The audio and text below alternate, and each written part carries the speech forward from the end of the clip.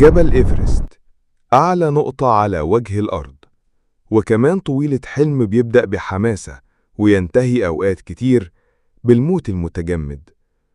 المكان ده شهد على نهاية حياة ناس كتير وفضلوا هناك للأبد، مش بس كجثث لكن كحكايات محدش بينساها. وياريت قبل ما تكمل اعمل لايك، مش هقولك اشترك وانت حر يابا. أولاً هنتكلم عن طوله.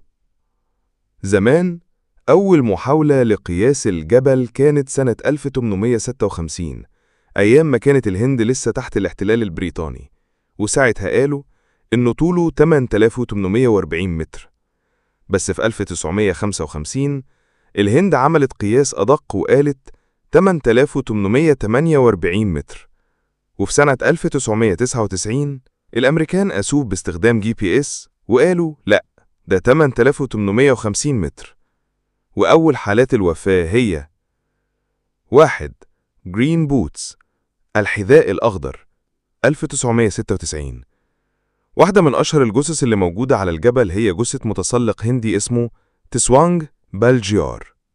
مات سنة 1996 واتجمد في كهف صغير على الطريق المؤدي للقمة. من ساعتها الناس بتعدي عليه وتسميه بالحذاء الأخضر بسبب جزمة التسلق اللي لابسها. الراجل ده مات من شدة البرد ونقص الأكسجين وهو قاعد مستني المساعدة، بس مفيش حد جه. جثته بقت علامة الناس تعرف إنها قربت على القمة. تخيل تمشي فوق الجبل وتعدي على جثة بقالها أكتر من 25 سنة. 2. فرانسيس أرسينيف، أول أمريكية تتسلق بدون أكسجين، 2002. فرانسيس كانت متسلقة شجاعة جدا، حاولت تطلع قمة إيفرست من غير أنبوبة أكسجين ونجحت، لكن وهي نازلة وقعت وفقدت الوعي. جوزها حاول ينقذها وساب كل حاجة وفضل جنبها ومات هو كمان. ناس تانية حاولت تساعدها بس ما قدروش. اللي كسر القلب إنها كانت فايقة وبتتكلم لآخر لحظة وقالت لهم اتركوني وما تنسونيش. وبقت جثتها متجمدة على الجبل لسنين لحد ما مجموعة متطوعين نزلوا جثتها بعد 8 سنين من موتها. 3. جورج هول ودوغ هانسن، مأساة سنة 1996. سنة 1996 كانت من أسوأ الكوارث على جبل إيفرست لما عاصفة ضربت الجبل فجأة وسابت فرق كاملة محبوسة فوق. روب هول كان قائد فريق تسلق، وصل مع واحد من عملائه اسمه دوغ هانسن للقمة، لكن دوغ تعب جدا والطقس بدأ يتغير. روب رفض يسيبه وقال أنا مش هسيب راجل في الجبل لوحده. الاتنين ماتوا فوق. روب فضل يتكلم في الراديو مع مراته اللي كانت حامل وقال لها نامي كويس، أنا بحبك جدا، إلى اللقاء. ومات بعدها بساعات.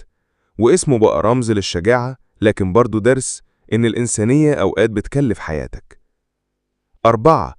ديفيد شارب والناس اللي عدت وما ساعدتش، 2006. القصة دي وجعت قلوب العالم كله. ديفيد شارب متسلق إنجليزي اتجمد جنب كهف الحذاء الأخضر وكان لسه عايش وهو بيتجمد ببطء.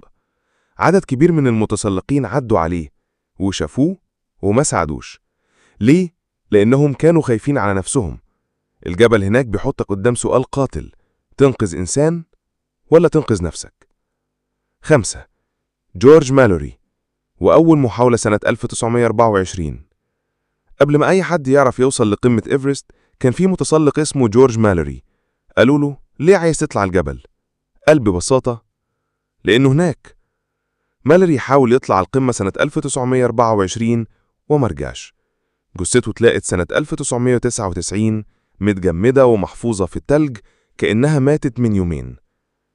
من سنة 1922 لحد النهاردة أكتر من 300 شخص ماتوا وهم بيحاولوا يتسلقوا الجبل ده ومفيش حد نزلهم.